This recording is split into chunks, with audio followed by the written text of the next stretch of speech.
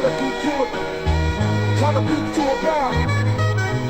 Yo, you get a choo-choo, yo, you get a choo-choo, yo, yo, yo, yo, yo, yo, yo, yo, yo, yo.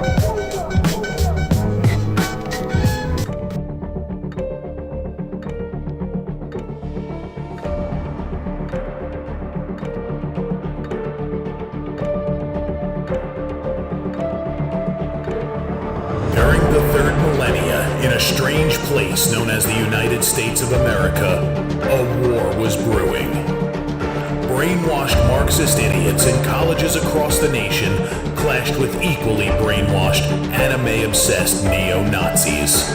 Starbucks windows were shattered, Dodge Challengers were totaled, and Muslims realized that rental vans were cheaper than plane tickets. Skinny, anemic millennials from coast to coast were hospitalized with life-changing injuries such as sprains and first-degree burns. And the heroic knights of 4chan rose up to defeat Shia LaBeouf and drive the evil villain into a descent towards a madness the likes from which he would never recover. No, easy, hold on. As the enemies of freedom destroy the cities that raised them. As America begins to resemble an Iron Maiden album come to life, two heroes have risen up to fight against the culture of utter madness and restore sanity the only way they know how. What the fuck? By refusing to take any of it seriously. Mersh. Buzzer, what is up with Tarantino, man? What? What happened to him? People say I got a real twisted sense of humor. He looks like he should be on the back of a $10 bill. Oh my God. Royce Lopez. I don't know what it is about him. Hola, me llamo Royce. Maybe I'm sick of hearing about him. Yeah, I don't like hot hair. Maybe it's his face. He's a punchable face. You wouldn't download a pig, would you? He's done nothing to me. He's probably a nice guy. I don't care. I don't know what it is about the guy. Big Cranberry has been lying to you. Bound forever by their mutual love of smoking marijuana, Simpsons references and affection towards Alex Jones, these two men have joined forces to bring you uncut news and opinions directly from the belly of the beast. He looks like he should be flying a kite with a fucking key on it. Brendan says he hasn't been able to use the N-word for a while. That's the source of his youth. Saving Western civilization one childish dick joke at a time. Here they are, your new heroes of the Imperium, Mersh and Royce. Yo, what's up, dog? Hi, everybody. It's Revenge of the Sis. It's your boys. Hi, everybody. What are we doing here? What are we doing here? My microphone. What are we doing? What are we doing? Fucking channel. This channel's starting to go kaput. Which is fine. It's about time to change the board anyway. Hi, everybody. Fun. Hi. We're all on all platforms currently. Why? Because we can be. Why aren't we exclusive to Rumble? What happened? Probably not on the front page anymore either. Hi, guys.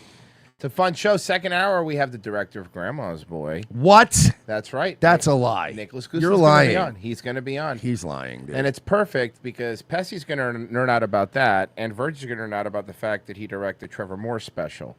So, Hell yeah, brother. So honestly, like everyone here's a fan of this dude, one way or the other. So that should be fun. He was. I'm gonna make sure the whole time we're talking to him, right? Every time I ask him a question, like regarding like any of his movies, I'm gonna be like, so when you were working for that Jew, Adam Sandler, I'm gonna make sure. That's smart. I'm gonna make sure I constantly bring it up. That's smart.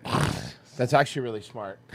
Do you imagine, like, for no reason at all, every time? So look, I'm a huge fan, dude. You're like, honestly, your entire catalog. So when that Jew, Adam Sandler, Well, I mean, first hired technically, there's nothing wrong with that sentence. No, I know, but it's just the way you say it. There is something wrong with constantly harping on it. Like it's not a big deal, but you're like, so when that Jew Adam Sandler Dude, is there was anything more- making his okay. comedy albums, I'm sure this- did you involve yourself in that at all? I'm sure this happens to you all the time because it happens to me. Like you'll post something that has nothing to do with politics, nothing at all. I already know where you're going with this. You know exactly where I'm going. You'll post like Oh man, If somebody's like, I bet he's Jewish. Yes, And you're like, I don't. it's Terry Crews. He is not. He's very clearly not a Jewish. Yeah.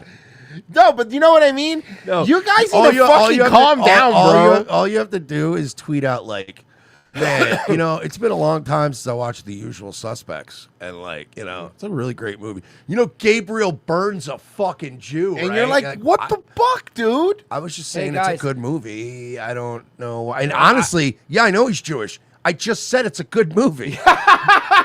You know what I mean? Like, it goes without saying. I was like, I went to go see Blazing Saddles in theaters, and people were like, that's like just like Jews normalizing fags and da-da-da. And I'm just like, oh, sorry, my bad. But you're normalizing gays and stuff, and I'm going, No, you're allowed Mel to say Brooks it. is Jewish. You're allowed to say it because you were pointing out the ignorance. Oh yeah, it's yeah. As long as you're disgusting as long vitriol. as you're pointing out the ignorance. You're of not other people. unironically Yeah, saying it gay was- F slur. You're saying these people are like, oh, I hate Exactly. fags. Can you but it's believe they like, say I didn't that? know Mel Brooks was Jewish. I had no idea. Mel Brooks, I had no idea. I've never heard him speak for 1 second. But you can't. I've say- never laid eyes on Mel Brooks for 1 second. But you can't like say anything. Dude, and it's, like, it's guys, literally fucking chill, all dude. of Twitter is it's constantly. Look, guys, I like to notice things too, right? I like to recognize patterns like anyone else. We all people watch. But sometimes you just inject that shit into a conversation where reason. it's not even. Hey, my dad just passed away. Hey, bro, R.I.P. Yeah. Yeah. Was he Jewish? Yeah, but like What? Yeah, you know What? what, man? I was just hanging out the other night, me and my buddies, and we were just drinking, and we were playing Cards Against Humanity. And we were just having a great time. The guy who invented Cards Against Humanity is Jewish. You're like, I don't care, man. Who gives a fuck? You people need to chill the fuck out. Yeah, we got to relax a little bit. Calm down. Enjoy the good times for a little bit. Yeah, just wait till I get Nicholas Goosen on. That's all I'm going to do to him now. And he will be on second hour. Hey, I think that Adam Sandler's Jewish. Did you know that? I have a lot of questions Wait, about the what? monkey in Grandma's Boy and if it was tough to handle. First of all, again, his name's Terry Crews. No, Terry Crews wasn't in Grandma's Boy. I know. I wanted to. That's what I got it. That's what we call a callback in the biz. Guys, that's what you call some casual racism. That's what you tune in here for. Casual. Oh, this is fun. President-elect Trump fills out his cabinet. There is one department where he has not announced a new leader. And it could be because he promised that it won't exist. He did promise it won't exist. It's funny, he hasn't put a new director of the Department of Education. Isn't that weird? Well, because it's kind of silly to put somebody in charge of something when you're just going to shut it down. Right, it's like becoming the president of Oldsmobile. It's last year. It's got to be terrible. Seriously, like it's a Packard. Yeah, I'm going to be the CEO of Packard Automobiles. I remember the last year of Oldsmobile when they announced they were done making it. Like their commercials used to be Oldsmobile. Don't worry, GM will cover the warranty. And you're like, okay, that's sad. And one other thing I'll be doing very early in the administration is closing up the Department of Education. And I will be rounding up teachers and putting them in camps. What? Ironically, we will call them re-education camps. All right. It's one way to go with it. Oh no, he starts the Department of Re-Education? Yes. Take that, Miss Markham. And after that, when we are done with the teachers, we are rounding up all of the DMV workers. Oh, I'm in. And we are going to slaughter them. All right, fair enough. Washington, D.C. What does the Department of Education do? That's a good question. That's a wonderful question. What does it do? Does it teach people how not to focus the camera on the anchor desk? Oh no. Well, no, but Good question. we have that. We have to. Jeff We have to Wagner do a looked- nice dolly shot on the iPad that's strapped to the desk. I don't know. Man. Learned its vast reach and You know what it impact. is? Because every guy that starts off like doing the camera work and the production work for a news station, they all want to be J.J. Abrams someday. Oh, they all think they're Tarantino. Yeah, like you're like, I got to get a lens flare in this bitch. It's gonna No, be you know what this beautiful." is? They cut their fucking producer for their graphics. So they just have a guy filming a screen. It's fine. Yeah, dude. The news is basically the news is basically Red Bar. Yeah, basically. And students of all ages. About 45 years ago, President Jimmy Carter signed off on creating the U.S. Department of Education. It's just literally the news going, reading, writing, and arithmetic, Jules. Its own entity after being in a group with health and welfare. The goal was not to control schools and universities, but Then why are they doing that, though? Why would you do that? but to advise and assist. And that the federal government is there, eager to help. Scooby-Doo can do, but Jimmy Carter is smarter. How did this moron become president? Because like you just hear him talk, right? You hear old clips of Jimmy Carter, and you're like, how the fuck did this guy win? But they're gonna hear, they're gonna Well, say, I'm just a Southern bumpkin. Oh, shucks. they're going to say the same thing when they hear years from now hear Biden when he's president. They're gonna go, how did this guy become president? That's true. It's gonna be the same thing. Good thing. We're gonna make it. You got to understand, Don Knotts was a big thing when he was president, you know? It's true. Don Knotts was cool, though. Well, I'm so timid, but I'm scared all the time. To consult, to remove problems. The next president, however, feels the DOE is the problem and plans to shut it down. I think Jimmy Carter was the yeah. first time in history we went, what if we just elect a nice guy to be president? How did And it work was out? A fucking disaster. And we immediately were like, never again. Only sociopaths. Only sociopaths from here on We out. kind of have to be crazy to be a world leader, right? Like, no, think about it. Like, you can't. If you're gonna be a world leader, you're gonna kill people. Like that's part of the resume. You have to be okay with that. You cannot be like a normal person. Yeah, I mean, the You know? United States is basically Dexter. Yeah, exactly, exactly. We spend more per pupil Surprise, than motherfucker. That's Iran coming out. Surprise, motherfucker. They wrote themselves into such a fucking corner, and then just had to kill him because they didn't know what to do with him. They were like, what do we they do? wrote themselves in the What do you corner. do? No, they did though. They What do you wrote do? themselves in the corner. One of the coolest guys on the show. By the way, he was one of the coolest guys on the show. I would argue he was the only cool guy on the show. Okay, Let's fair be enough. honest. He's No. the coolest guy on the show. Yeah, fair enough. But and then they just wrote themselves into this fucking corner where it's like he has to kill him now. Like, but then they couldn't make him a bad guy, so he had to just like kind of die. Yeah, and I'm let's like, team up and become serial killers together. Like I that would like have just that. made that would have been like a Lost level Yeah. ending. Could you imagine That'd be the awesome. outrage of people if they were like, wait a minute, so the black guy just teamed up with Dexter? That doesn't make any sense. The last good season of that show is the John Lithgow one. Yo, we should serial kill people together, dog. I like that. This doesn't make any sense for his character. the world. And then his sister, what was that about? Dude, that show can we make Oh, here we go. Can we do it? Can we say Yeah, it we now? can say it. We're allowed to say it. Dexter fucking sucked. Dexter kind Yeah, of sucked, Dexter should right? have ended after the Lithgow season. Yeah, yeah. And I then think his the only sister good helps season of him. Dexter, Like, what is that about? I think the only good season of Dexter was the first season. But like, if you understand that if I was a serial killer and I said to my sister, "I need you to help me cover up my serial killings," my sister would go, "I'm calling the police." Yeah, no, that's true. You're going to the authority. You're murdering people. And we're at the bottom of every list. What does the Department of Education do? Again, Oh my God. What would you say it is you do here? ready for a word salad? I told you we're good with the goddamn children. They're gonna say something like that. Watch. It tries to advance educational excellence on a national landscape as opposed to a 50-state conversation. Advance educational excellence. Here's Notice she said nothing Here's the thing. of substance. But here's my problem with that. Right? Anytime there's a goal to be achieved, right? Let's say it doesn't matter if we want to get people educated, we want to get people jobs, we want people to not die or use drugs, right? When we come up with an idea or a goal, right, then the government comes along and they get their fucking little hands on it. Yeah.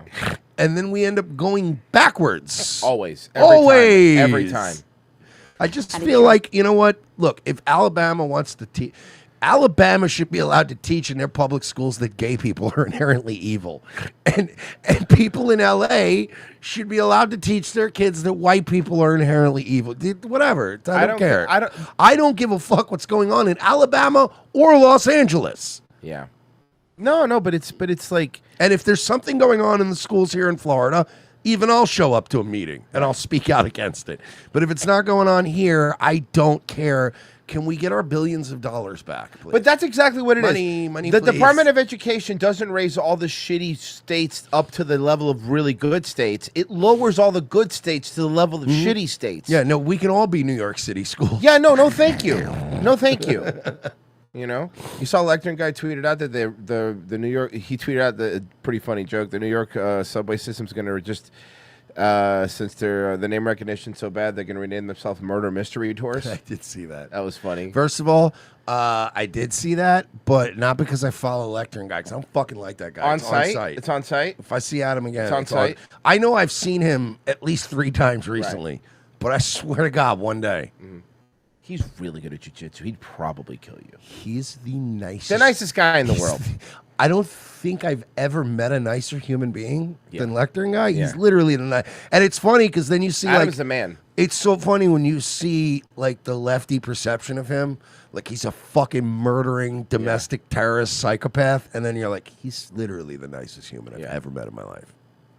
If I said right now, like, I don't know, man, I don't know what I'm gonna do, man. I think my car broke down. He'd probably just give me his car. No, he's like that. He'd be like, He is yeah, like whatever, that. man. It's cool. I have like 4. It's fun. Have a Yeah, car. I have a car. It's on me. He's one of the nicest dude. Rise to level. Okay, Esteban in the chat. I gotta give it to him. Is he a Jew? That was funny. I bet he's Jewish. That was funny. That was funny. The educational. And no, he couldn't be. He said he would give you the car. not lease it to you. Well, you know, at a nice interest rate, I could get you into this car. He didn't say he was going to get me into a car. That would be very Jewish. Playing field. Nicola Alexander is an associate dean at the University of Minnesota. So in Title I funding, for example, it's a way for the federal government. You're the to help associate state- dean, and you don't even speak English as a first language. That's cool. That's cool. Help. Last school year, the Department of Ed budgeted $18.3 billion to help students and schools in high poverty areas meet academic standards. Okay, hold on. Did they? Did they meet the academic standards? It also budgeted over $14 billion to help states fund programs and education for students with disabilities. Okay, are kids less retarded or more? Retarded. I love how they tell you what they give them the money for, but not what they have to do to get the money. The department's total budget last year was about $228 billion. It's too much. Should be 0. When distributed, federal dollars make up about 8% of a school's So, budget. so where's the rest of that coming from? Yeah. Oh, the states? Oh, then can we have that money back? No. So they give 8% of federal funding, but then they want to have complete say in what you do. Give me my money back. Money, please. Money, please. Thank you. Especially, like, you gotta understand, like, being a resident of Florida is even more stressful. It's not like when you live in New York or California where you're like, all right, we are actually benefiting more from this fucking parasitic relationship. Right. And, like, we live in Florida. We're picking up the tab a lot.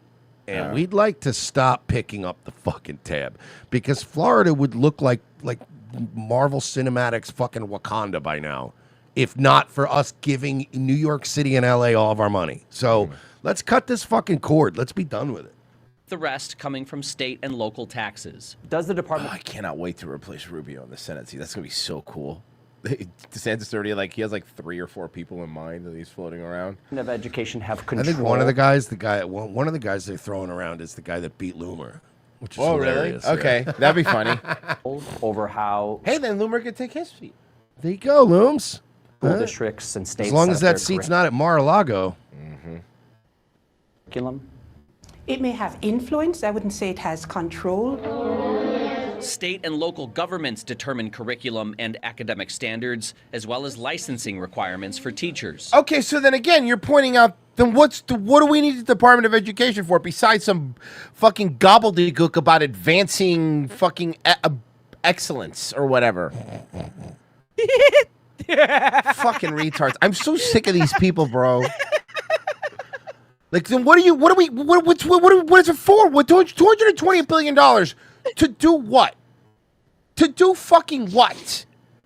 You know, these sound like Nazi talking points, dude.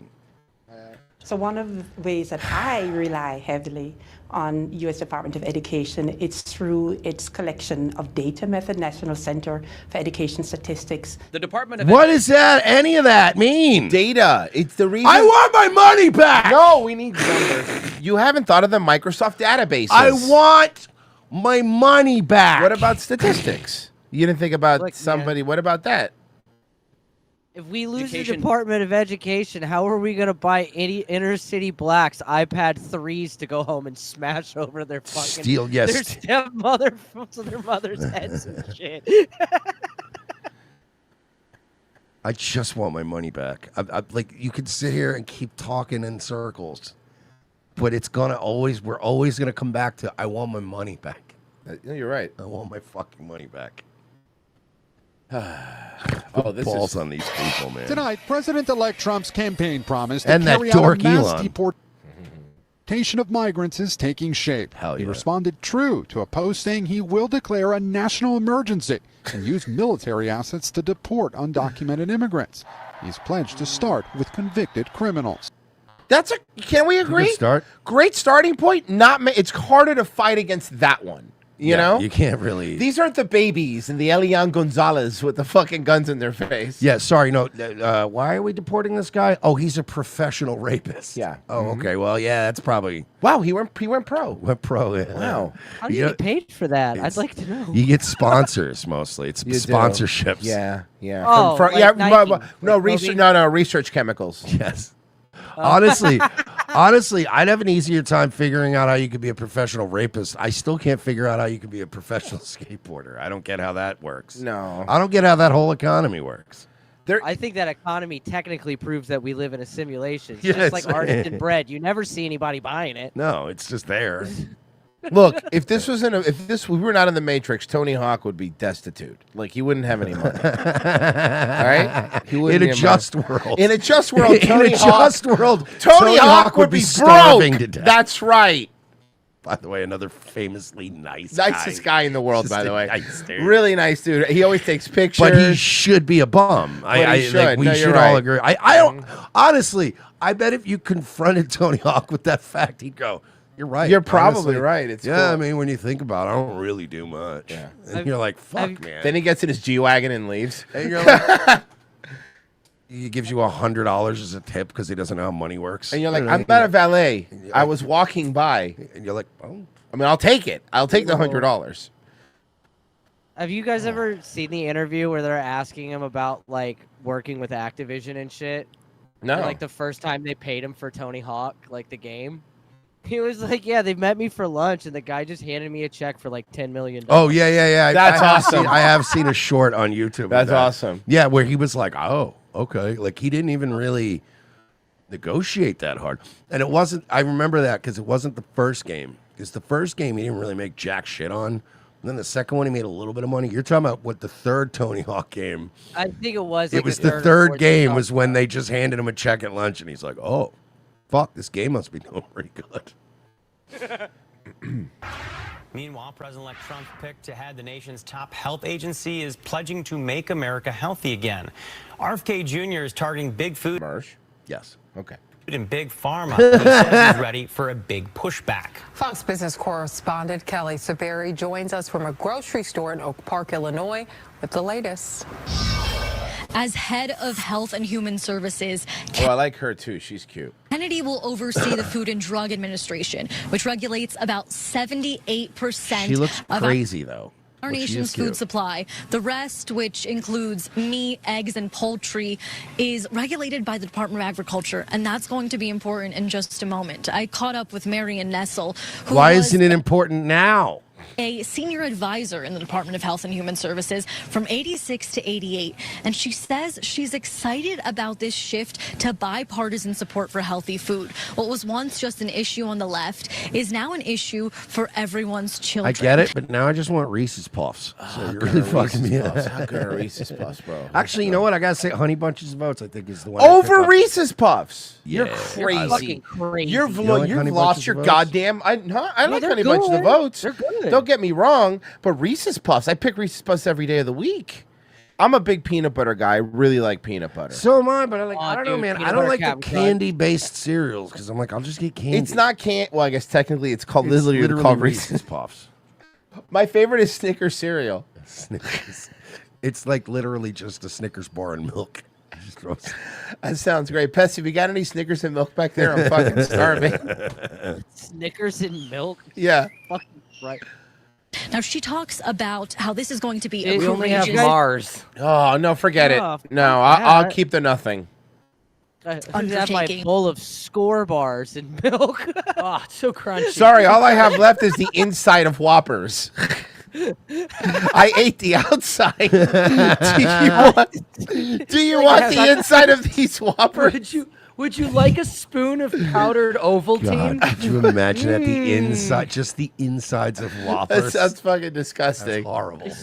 Suck the chocolate off and spit them out. Like The fuck outside of the Whopper's the only thing that makes the inside tolerable. Yeah, seriously, Whoppers are terrible. They're the worst. because Kennedy will have to go up Did you against. guys see that fucking the New York Times fact checked RFK and then Yeah. they got fact checked and they had to fact check themselves? Yes, they 'Cause did. The story verse was literally like RFK says that Fruit Loops have more yeah, I saw that. ingredients than in Europe. And that's not true, except for these other ingredients that we're gonna list that aren't in Fruit Loops. Hold on, and it's true. Canada does have better food than us. Like here it is. All right, you ready? I got Not it. only, it's not even just human food too, because Dog food too. No, yeah, but that's Yeah, what I'm saying. Dude, our food laws there are fucking like they're like Nazis with the food shit. Like, dude, it took like 3 years for food trucks to be allowed. Somebody sent me, like a fan sent me from Ireland, like cat treats. And they like, I looked at the ingredients on those, and it's like Whiskey. dude. They don't fucking play around in Europe, dude. There's even your pets have healthier food. Your pets are eating healthier food in Europe than we're eating humans in the fucking U.S. So, New York Times, Mr. Kennedy has singled out Fruit Loops as an example of a product with too many artificial ingredients, questioning why the Canadian version has fewer than the U.S. version, but he was wrong.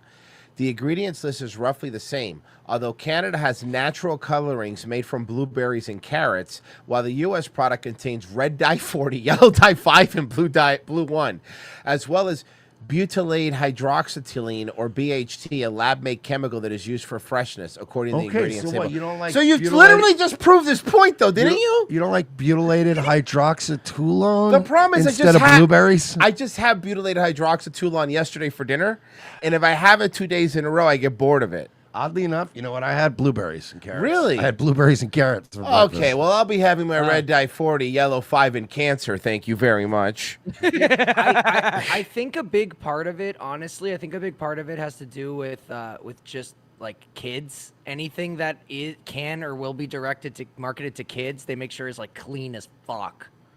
I mean, whatever it is, it is kind of all I'm fucking saying weird is how our like food is, right? maybe like when we develop a chemical that makes the skin slide off of kooks, right?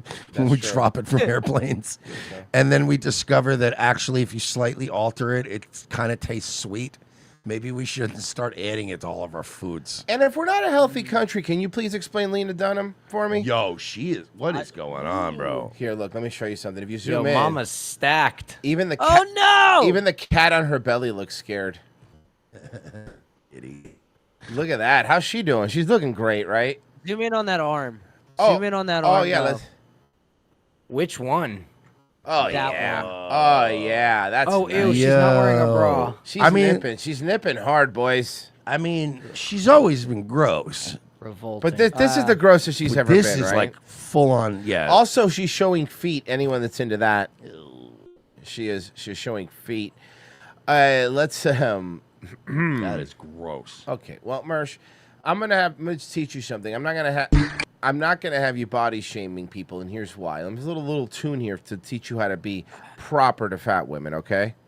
There's nothing wrong with my body. Fat is not a dirty word. If my body tells me something, I will make sure it is heard. If my body is a vessel, I will give it one. Hey Royce, you notice how this whole music video is shot from an upward angle? Yeah. Well, yeah, it's just like a dating profile. My body, no matter what they I'm getting motion sickness. Whoa. Tour dates. Tour dates? Yeah, she does music.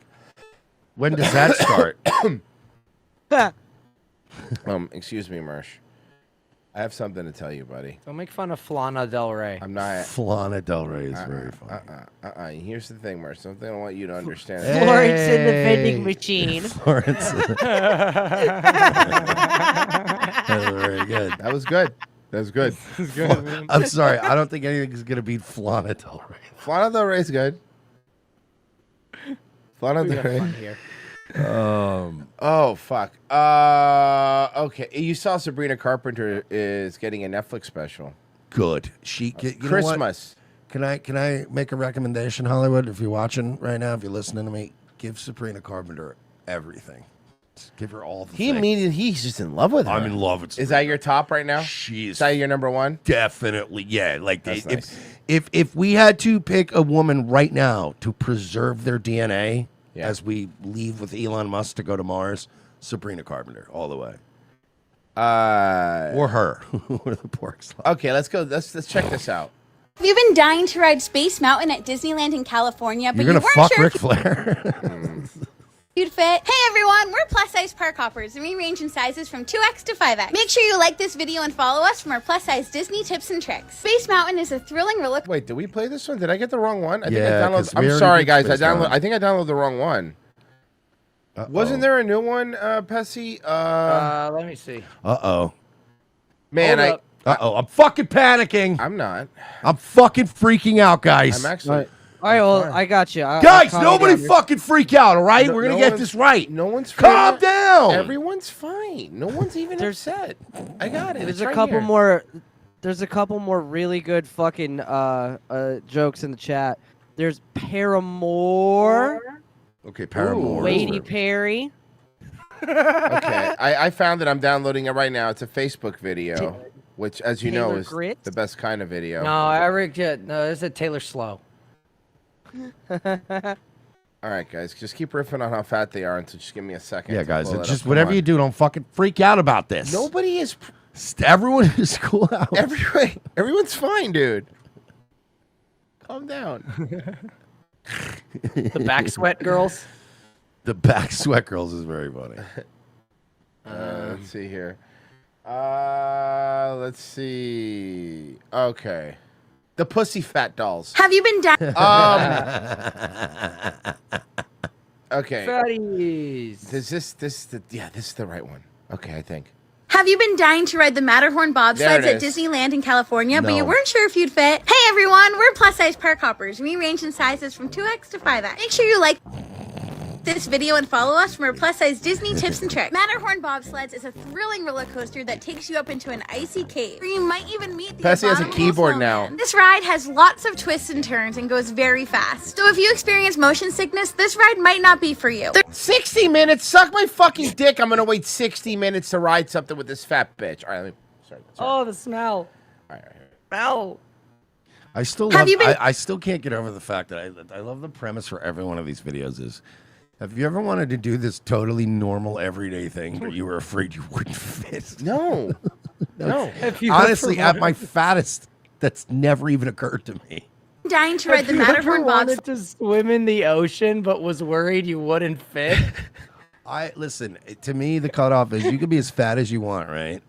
But my cutoff for being fat is I've never been fat enough to impose on anyone else's space in an airplane. That's fair. You know what I mean? And it's like, we know people in the comments do that. Like, you guys make fun of these chicks. You guys are fat too. And I'm like, yeah, but I'm reasonably fat.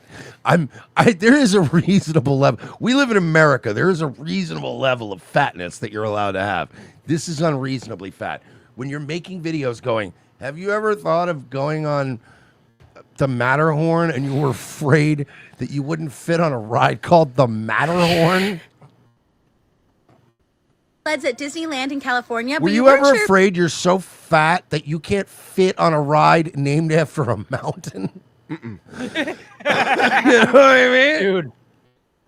if you'd fit. Hey everyone, we're plus size park hoppers. We range in sizes from 2X to 5X. Make sure you like this video and follow us for more plus size Disney tips and tricks. I tried to, but you blocked us. Matterhorn bobsleds is a thrilling roller coaster that takes you up into an icy cave, where you might even meet the abominable snowman. And this ride has lots of twists and turns and goes very fast. So if you experience motion sickness, this ride like her blood pressure. Oh, I was about to say, much like our health, this ride has a lot of twists and turns. Might not be for you. The ride queue is unfortunately pretty outdated and still has a turnstile. If you're not able to go through a turnstile, your nemesis. No, go back. I remember watching this, and I remember Marie, just because Marie was watching the video, she goes, she's too fat for a turnstile. And I was like, what? Because I was driving. She goes, she's too fat for a turnstile. Look, and I like, but can I point something out? Listen to what she says. I want you to listen to this. This is important. Listen to the entitlement here. Ready? The ride queue is unfortunately pretty outdated and still has a turnstile. It's outdated because you're too fat to fit through it. No. That's bullshit. It's pretty outdated, so it still has a turnstile. Well, you see, Royce, you have to understand, the more modern rides have a buttered archway. So they can just slide on through. A buttered archway. And you know, actually, RFK wants to switch it to beef tallow. Ooh, even better. If you're not able This is why the park sloppers, you just need to change the intros to your videos to, have you been dying? No, that's it. to go through Royce, a turnstile, beef tallow's better because it has a higher smoke point, so their thighs won't catch fire after rubbing together. But either way, they're going to start licking the archway. Oh, no. comfortably, you're able to go to the exit of the ride and request I don't understand why these fatties are allowed in public. That's a good RFK. I gotta work on RFK. We gotta work on the whole new That's cabinet. a good one. That's a good one. Think about it, right? I'm gonna be one of the guys that can do the whole cabinet. I can do Elon, I can do RFK, and I can do Trump. You got all of them. You got the whole cabinet. If you're not able to go through a turnstile comfortably, you're able to go to the exit of the ride and request a callback time from the cast member. I personally think this Elon Musk guy is kind of a homo. I hate being trapped in the airplane with him. It's something that's done in the Disneyland app. You will have to wait to ride the ride, but it's... Have you eaten a Big Mac? They're disgusting. No, I didn't have to invent rocket ships to get pussy. You know, after RFK ate the McDonald's, he went to the for the photo op. He went to the bathroom like Gus Fring and threw it up. He probably meticulously folded his jacket on the too floor, and everything, and just like he that's done in the Disneyland And then he came out and he went, "Kamala de los muertos." cast member. It's something that's done in the Disneyland app. You will have to wait to ride the ride, but it's like waiting in a virtual queue. The ride vehicle here is a 6-person bobsled. Each row sits one person. There is a pretty big step to get down into Ooh, big step. Big step. Be careful. This ride, and it is pretty low to the ground. The safety mechanism here is a seatbelt. Those of us wearing sizes 2X through 4X are able to ride this ride comfortably. What happened to 5X? What happened to 5X? What happened to 5X? Seatbelt extender. Seatbelt extender. How amazing is it that even these fat slobs have an even fatter slob that they're like, well, we're gonna do the ride anyway. Okay, we'll be back. Cindy, we'll be right back. Imagine being the fattest of the sloppers. Like that's got to be the fattest slopper has to be the worst. Being the fattest. That's got to be rock bottom, right? Yeah, yeah. Rocky Road Boulder bottom. But there is a Like, lack I'm of just saying, I've never been so fat that I need to be excluded. Or from that an activity. or that a step down would be an obstacle. like you know what I mean? I've never been foiled by a turnstile. You know what I mean?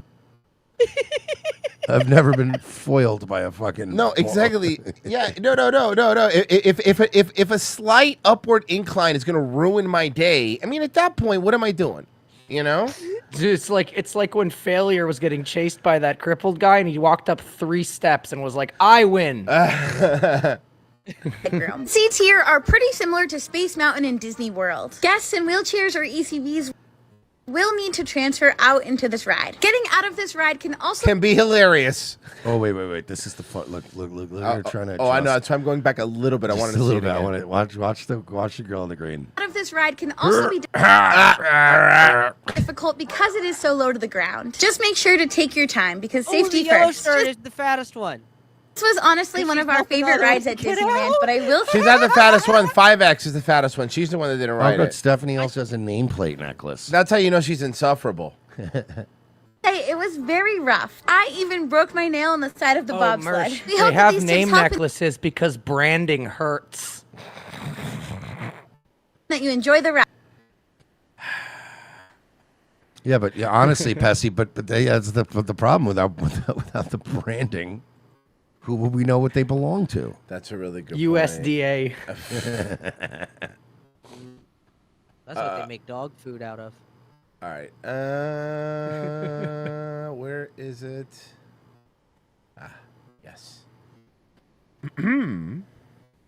Whoa, This is legally distinguishable.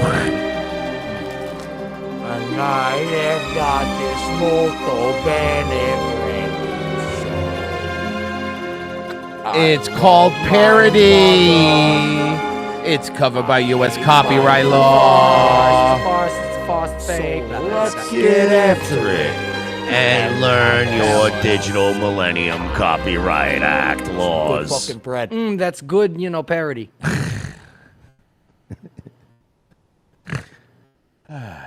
Hey, I'm Chris Cuomo. Welcome to the Chris Cuomo Project. Post-election, how do we get our head back? How do we get to rational? How do we get out of left-right mode? We're fine. We're fine. We were fine. We've been fine. Yeah, we've been chilling. Oh, Chris. We've been straight up chilling, guys. I don't know if you know this. We won. So, yeah, actually, 74 million Americans won over the 69 million Americans who didn't. Nice. And so we're chilling, bro. But how are you dealing with it, I guess, is what you want to say. How are you and the rest of Pasta Americans dealing with it? Pasta Americans. To reasonable. We got to remember our critical thinking skills. No, I don't want to do that. You first. You first, Christopher. And who better to remind and instruct and really enlighten us? What about if I work on my critical drinker skills and then I just bitch about Marvel being woke in a Scottish accent? That sounds good. I like that. You'd make more money. Pronouns. We would make more. Current year. We would make more money though. We really should. Should we rebrand as a nerd show? It's fine. Honestly, how funny would it be? Like, we should have the audience vote on this, right? We have the audience vote on whether or not they're willing to give up one ROTC a week for us to just go to nights and rebrand as a fucking nerd show on YouTube. Oh my- just to fucking take their lunch one night a week. Friday night tights. We just go up right against those guys. Friday night's tighter. How funny would that be if we just showed up? Tighter Night Fights. That's the name of our show. That's the name of our Tighter show. Night Fight? Tighter Night Fights.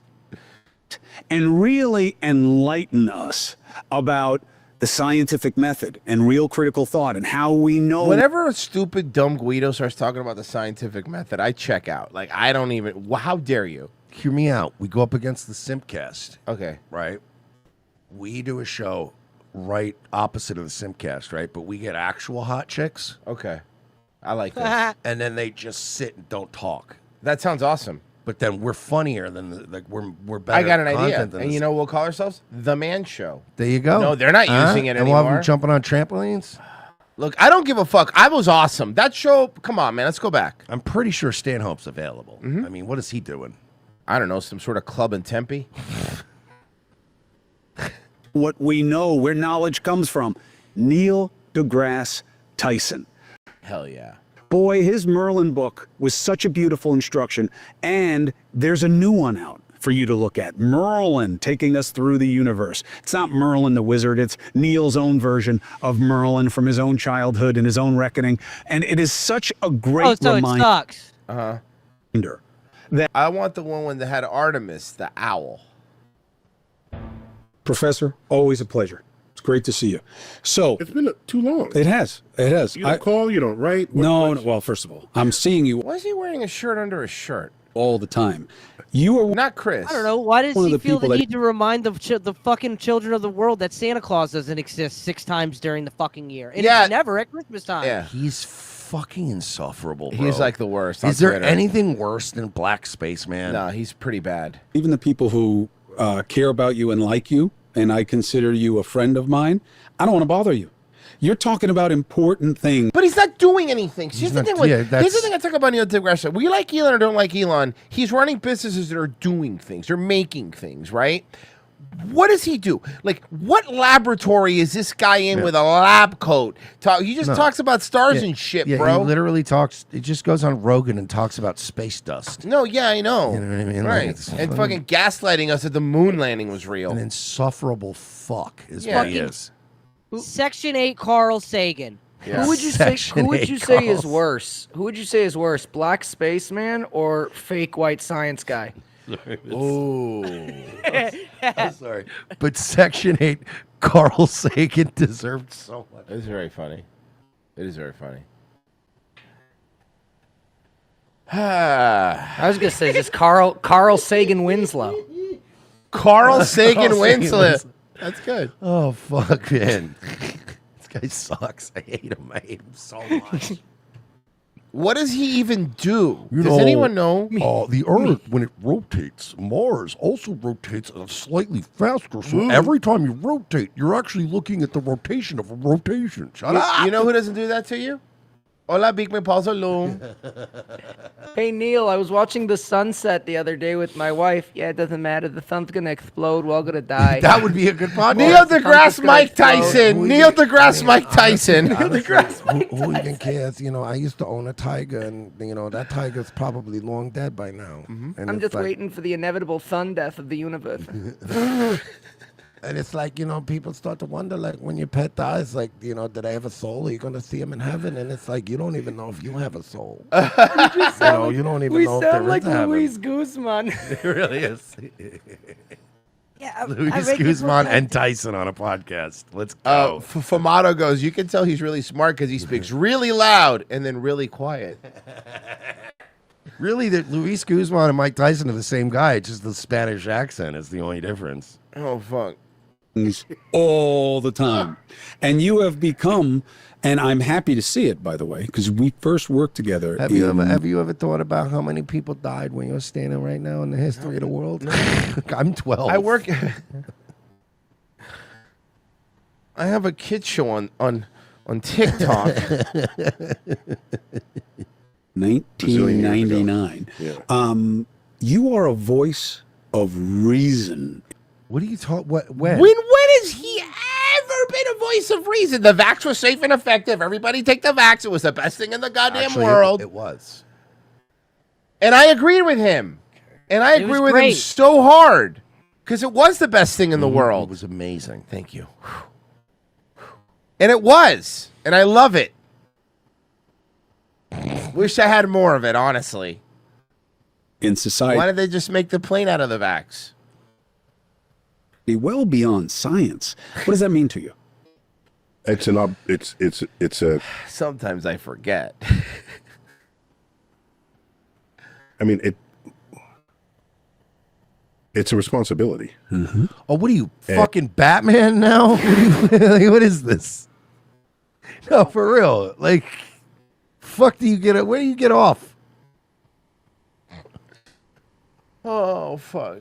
And You know, it's I don't like want to be. sometimes Gotham gets the hero they need, and not the one that they want or deserve. You know, it's like whatever, man. Voice of reason that people listen to. Mike I'd is my Batmobile's an Escalade. rather be a voice of reason that helps to influence other people's capacity to reason. No, you don't reason though. You talk down to them and then yell at them. You know, what was it? What was it? What's his face? That Neil deGrasse Tyson refused to talk to him. Terrence Howard, right? Terrence Howard, right? That went on Rogan that was talking about space stuff. Yeah, He was- yeah. I was there. And then Rogan was like, "Oh yeah, let me see if Neil will come on." Neil's like, "I'm not gonna go fucking talk to him." And it was like, "He'll do Como." You know what? He get like Brett Weinstein or something, Yeah. like Eric Weinstein, one of Yeah, those guys. one of the Weinsteins. So that they can think something not because I said so, but because they were able to generate the rational thought on their own. See, because he doesn't just, here's the thing. He just doesn't fix bars. He fixes families. He's the John Taffer He's of not science. John Taffer. Yeah, he's a John Taffer of science. And then they can take ownership of their thoughts and decisions. You want to seed critical thinking. That's the simpler way to In a what I'm trying time- to communicate. Seed critical thinking. Thank you. But it's not critical thinking, because critical thinking will mean that you've ever given up any ground, and you never. Have you ever seen Neil deGrasse Tyson ever give up any ground on anything he's ever saying? He just basically talks down to you, calls you stupid And then says Santa's not real to a bunch of kids. for no reason. For no, I don't want to watch him. He's making me angry. I don't like him. I got some. I I got do- better I- Tyson content for you. I found an actually good Vice article. I'm not gonna lie, bro. It would be satisfying to beat Neil deGrasse Tyson's ass. It would be In a sanctioned boxing match. Boxing match sanctioned by the Las Vegas Athletic Commission. Apparently, he was a really good professional, like an actual wrestler, amateur wrestler. So he might kick your ass. It would be so satisfying to get Jake Shields to now- beat up Neil deGrasse Tyson in a sanctioned boxing match. Yeah, I think this was him when he was a wrestler. I mean, Motherfucker looks like Apollo Creed. Dude, look at this guy. How are you so cool and now you're not cool? He looks like Blaxploitation the person. He really does look like a blaxploitation film come to life. Yeah, he looks like a 70s comic book accurate Luke Cage. Yes. No, he probably kick our ass. Not both of us. Not at the same time. But you can't have a sanctioned match with both of us like that. That's the problem. This one's not nice, but I'm going to try to. What if I said but what if I said I wanted to beat his ass in an unsanctioned match, but it was at WrestleMania? That's right. Is that still terms of service? Well, as long as it's like a street fight, like a Roddy Piper match, I think you're fine. You know.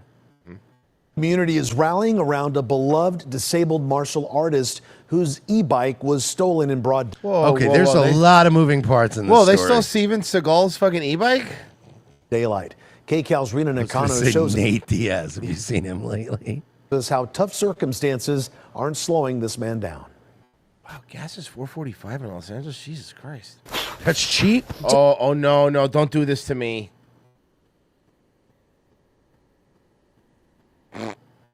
Don't be fooled by his size. I'm nimble, I'm hard to hit. What, me worry? I'm agile. Maybe it's not so bad being only 4'9". Life hasn't been so easy for Nikki Devani. He was born blind. I just picked him up. I thought he was a baby. He was a little cross-eyed baby. He was so cute, Gucci goo. That's how I am with children. In his left eye. His father died when he was 5, and people always treated him like a child because of his height.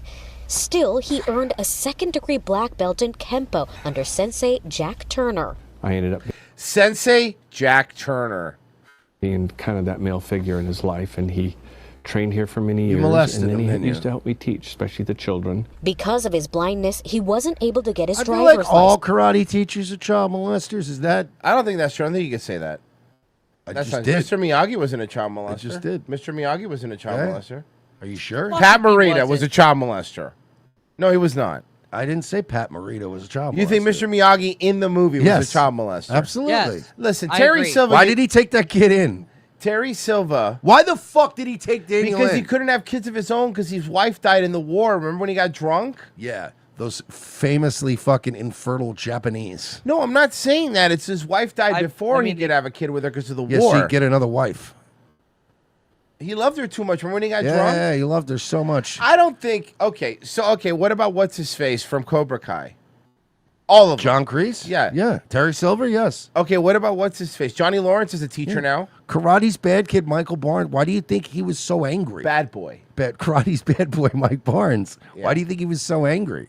It's all the molesting that happened. at You the think that dojo. Karate's bad boy, Mike Yes. Barnes, was upset because he was getting molested? Snake was angry. Would that make Johnny Lawrence a molester now that he's a teacher? Yes. That's bullshit. Seems like a nice guy. Yeah, a lot of child molesters seem like nice people. That's how they lure. Unassuming. That's how they lure the children. Yeah, in. duh. With I get it. I get it with strip mall karate. That makes sense. You're not going to leave if you're not. If you had a son, you're telling me you wouldn't feel safe. Go, oh yeah, I'll leave him with this alpha Chad guy who's going to teach him karate and cool moves, how to get babes. All right. And so the cycle continues. Then it goes. The cycle continues. I never looked at it that way. Probably because it's crazy. It's like remember Cobra Kai was completely launched off the Daniel was the bad guy theory. It was just a fan theory. Yeah, it was. So I'm going to launch my own franchise based on my own fan theory. Get on Reddit. Let's all start this fan theory that all karate teachers are child molesters. All of them. IRL. I don't know if that's true. Think about it. What is a karate teacher other than a fancy child molester? It's like a child molester with extra steps. So like a child molester with good breathing controls. Yeah, it's just a child molester with a fucking lease on a strip mall unit. I think the lease on a strip mall unit is also condemning evidence in this fact. Just a reminder, big Hollywood star Nicholas Goosden's going to be on Second Hour. I'm sure he's excited. What? Oh, I'm so sorry. What is he gonna? The Karate Teachers Union Association is gonna go after him. The Karate Teachers Union. It's called NAMBLA. Nailed it.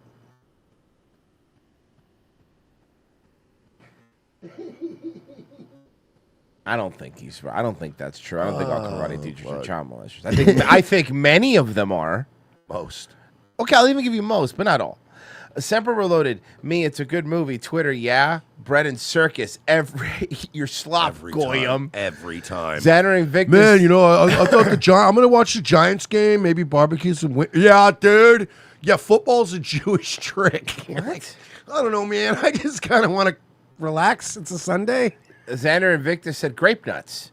Xander Invictus says the blind martial artist must be black since he never saw his father. He's not. And you know what? That being said, guys, head over to our locals for tomorrow's episode. RevengeOfTheSith.locals.com. Review on Rumble just down below. $7 a month to get every Wednesday episode and half of every Friday episode, along with our movie riffs. And if you're over on YouTube, or if you would prefer, you go to Patreon.com/we're-not-sorry. $7 a month, costs the same. You get the same content on either site.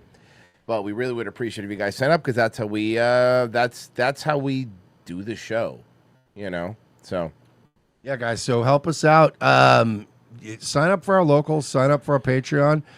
If we can get, I'm thinking maybe get to like 3,000, paid subscribers between both. I'm thinking you want to buy Chrome? I think we should buy it. That sounds like a good idea. Do you mind if I do a quick live read? Sure. This sponsorship is from Rumble, one that's incredibly important to the survival of the company. When Rumble first started in 2013, they built the platform for the small creator. Yeah, and now we're buying Chrome. I mean, they didn't censor or have buy. Okay, I'm going to say cancel. No, you can keep going. We're starting again. Ready? And 1, 5, 2, 4. Here we go. This sponsorship is from Rumble, one that's incredibly important to the survival of the company. When Rumble first started in 2013, they built the platform from the small creator. They didn't censor or have bias. They were fair and treated all their creators equally. No one thought the platform would censor political conversations or censor opinions on COVID, but they did. Facebook admitted they fell to the pressure from the Biden-Harris administration. Rumble did not. They held the line. They are attacked daily for giving us a voice to talk to you. They are attacked in the corporate media when they are attacked by governments like France. They are attacked from brand advertisers who refuse to work with them. Corporate America is fighting to remove speech. Rumble is fighting to keep it. Rumble won't survive with brand advertisers they don't get much of. Watching our show on Rumble is the most they can ask for. But if you really believe in this fight, and if you have the means, a major way to help Rumble is by signing up for Rumble Premium.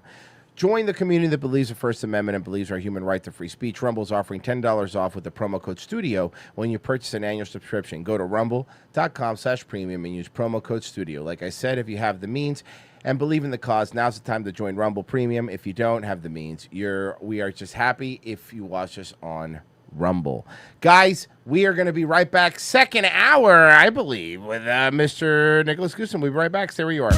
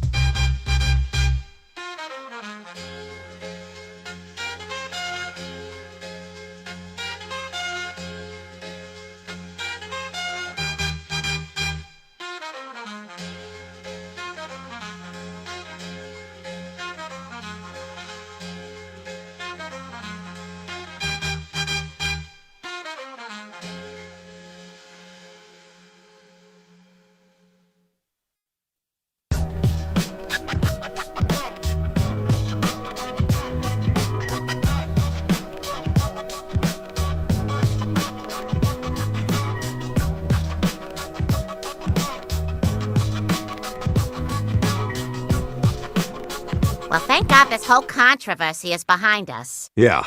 And Peter, I'm glad you came to your senses. Me too. You know, we might even win an award for this. Really? Yeah, award voters love it when someone with a right-leaning viewpoint admits they're wrong. They declare it's good storytelling and character development. Ooh, like 3 billboards. And Green Book, Driving Miss Daisy. American History X. Yeah, all those, and many more. But can anyone name a single movie where someone on the left took on a more Republican-leaning viewpoint? Doesn't even have to have won an award, just has to exist. Anyone? Anything?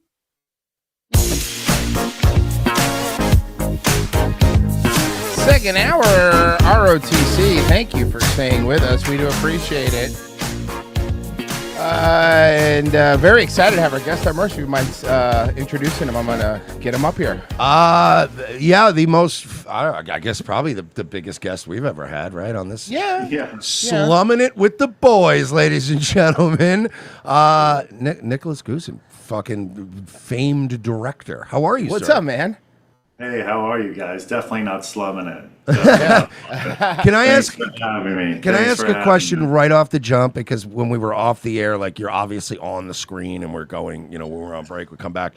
And I just sit down and I looked, I went, he's a handsome motherfucker. And Royce is like, yeah. I'm like, the fuck's he doing behind that camera? Why aren't you in front of it, dude?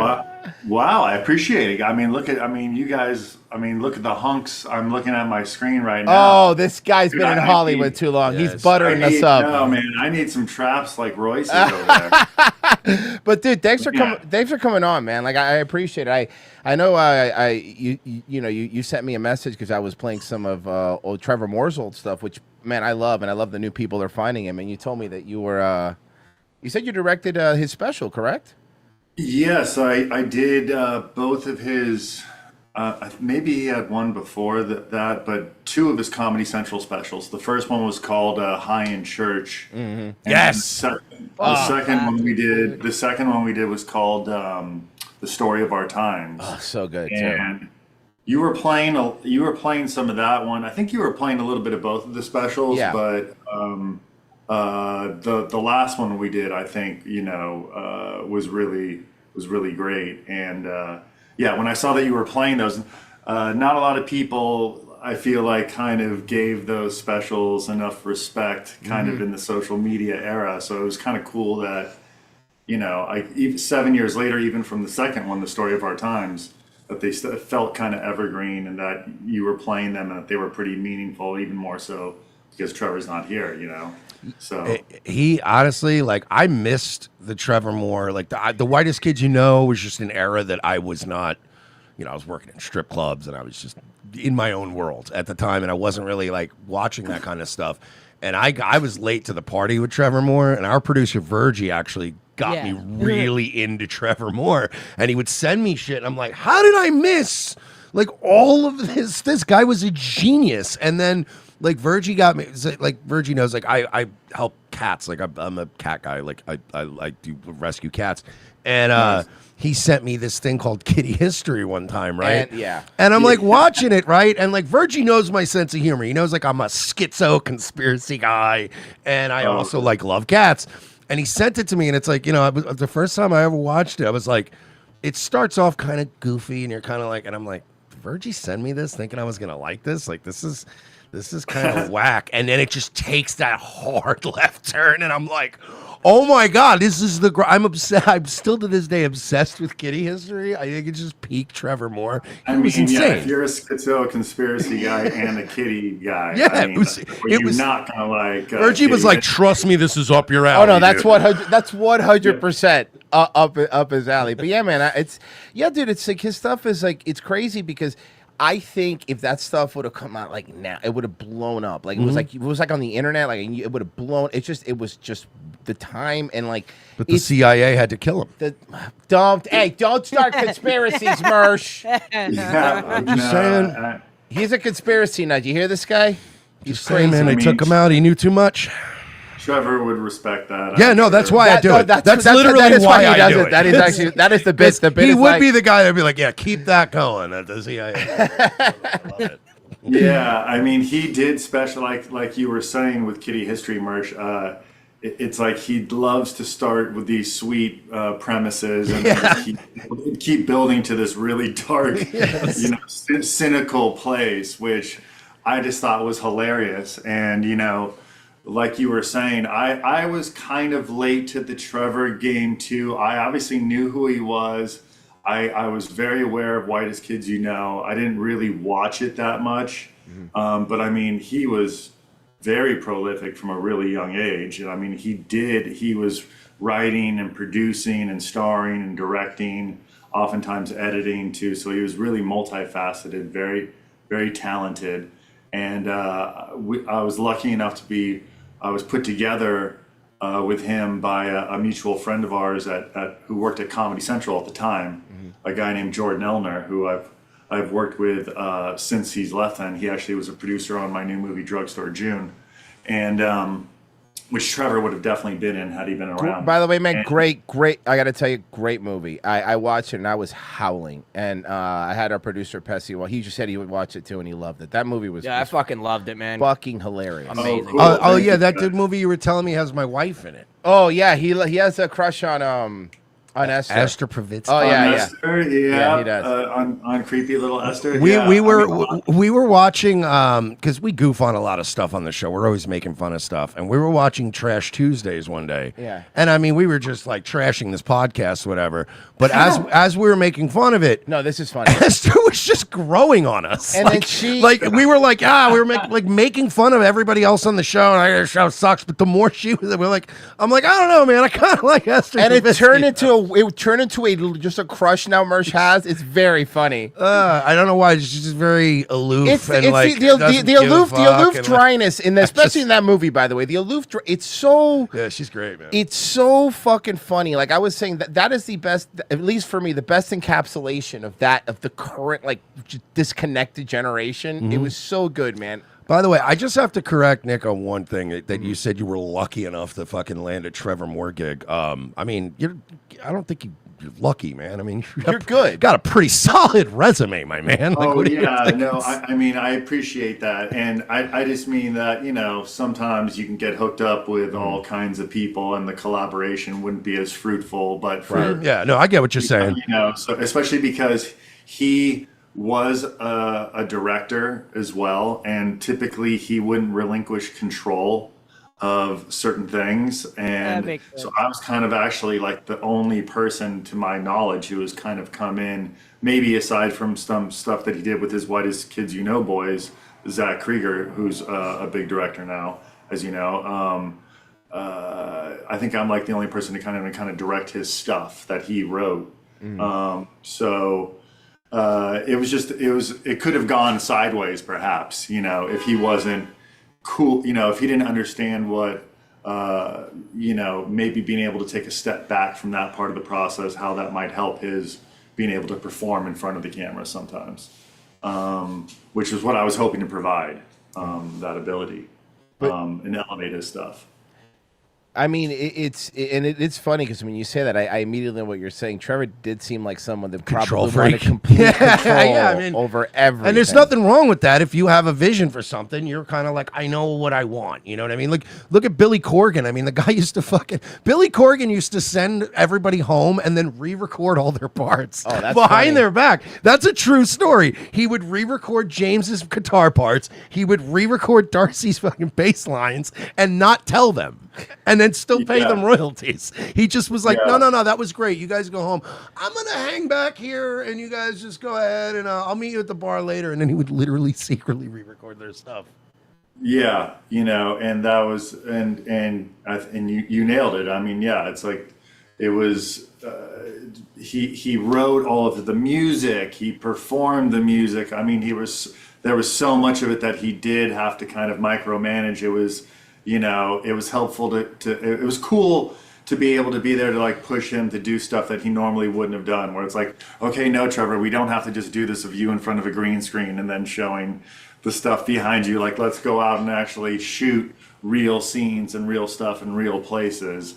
And, it was just a very fun working relationship. And he worked his ass off, and he was really fun to be around. And he would have been killing on Twitter. Oh yeah, in these recent times.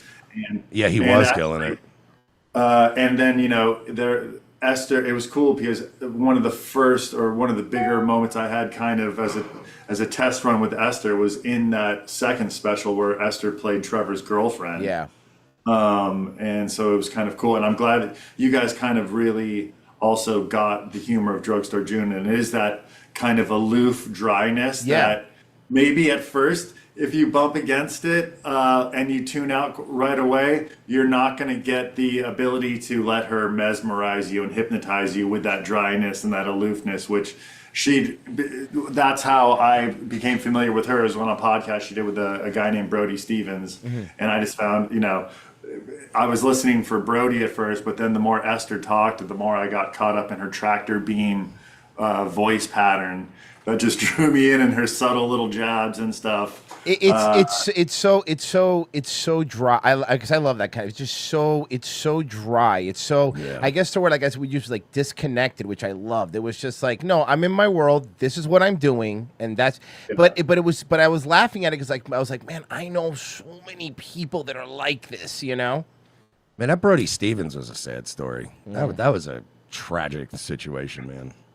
Yeah, a total bummer. Guy, 818, the Valley. That was, Brody was somebody who made me laugh all the time really hard. And yeah, he is the reason why, kind of how Esther and I hooked up. So. Yeah, that guy was like the heart and soul of the Comedy Store, like for a long time.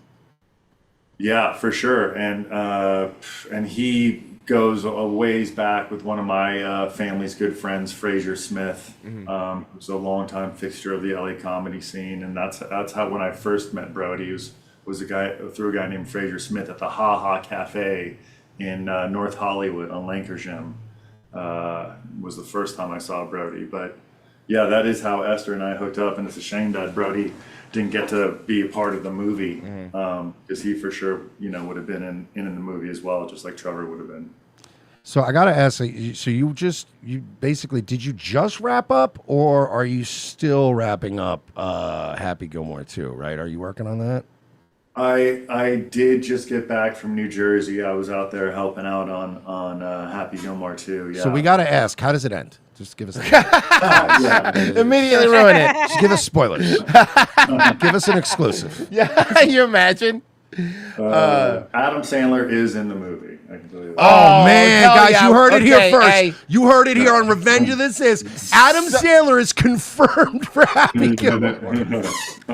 I'm calling Variety right now. TMZ, you got a scoop. Can I just say, Adam Sandler? I'm obsessed with Adam Sandler because I love the fact that he's basically a billionaire and he refuses to wear anything but hoodies and basketball shorts. It's the coolest thing ever that he's just like, yeah, I don't care. I just want to be comfortable, man. Like every shot of him that TMZ gets is just him in a Knicks hoodie. I think that's the point of life. Once you get to the point where you don't have to wear he nice always stuff. looks comfortable. Yeah, he does. He really does. It's amazing. He was at that point when I first met him already. He was wearing he was dressing comfortably. In the what was it, the late 90s, mid to late 90s when I first met him. Yeah, the two guys that have the most money that dress that way are Adam Sandler and Nick Mullen. Oh yeah, Nick Are the Mullen's two another people one that that won't just, dress. it's literally just basketball shorts and hoodies, and they're like, "Yeah, dude, I'm comfortable, bro. I don't need to. I'm not wearing a suit for what." So one of our, of course, favorite movies, and I legitimately say this is Grandma's Boy. Like we had Alan Covert on a couple weeks ago. He was just fucking hilarious. He is a weird guy. I like him Oh, a yeah. lot. He's awesome. He is an odd guy, man. He is fun. Yeah, he was great. Covert? Yeah, no, he is an odd guy. There's a reason why he's been able to play all those kooky characters over the years. Yeah, you see that. But yeah, man, that movie is I mean, I would say definitely cult classic at this point. It is one of the. It's one of the most. It's still to this day one of the most quoted movies. Like I don't. I still quote it all everybody. the time. Like I'm talking separate groups of friends that I have, like friends that don't even interact with each other, and like, but everybody has like a line from that movie that they still quote to this day. It's insane. I love that. Yeah, I mean, that's exactly the type of movie that we set out to make. and it was kind of painful at the time when it first came out. It was my first movie, and we actually, it came out in January of 2006 up against Hostel, the very first Hostel. Yeah. And we had, for now, it would be considered a pretty wide release, 2,000 screens. And I remember a couple of weeks before it came out, Adam had called me and said, hey man, because he was really happy with the movie. We all were. And he called me a couple of weeks before the release and said, yeah, dude, it's not going to do well. And I was like, what? Huh? What do you mean? It's because back then you could really track the openings pretty well. Right.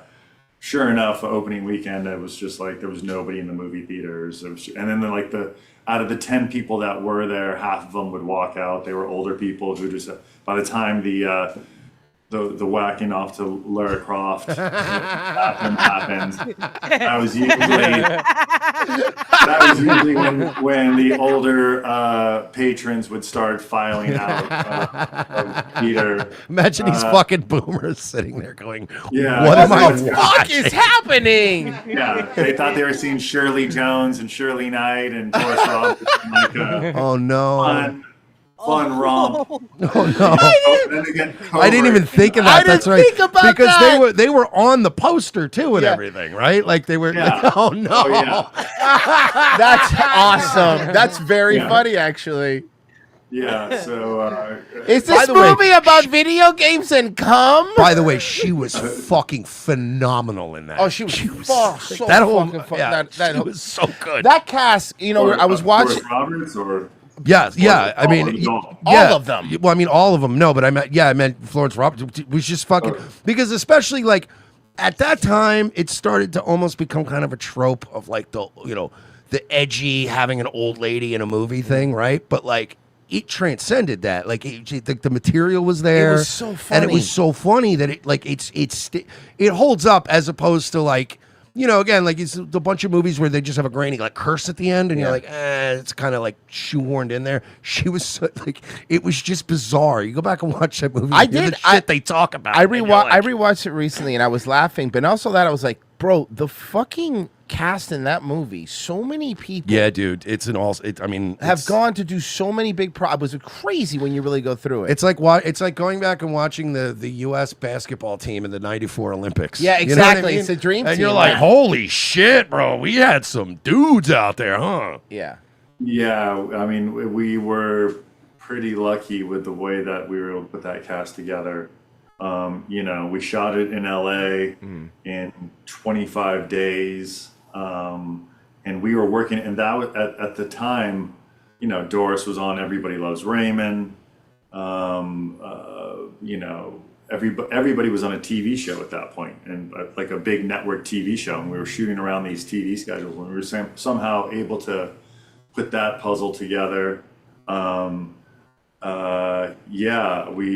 We did a lot of casting. It took a minute to kind of find the right people. I think Joel was like the last person we cast in a major role for JP. That took it felt like we saw every young actor.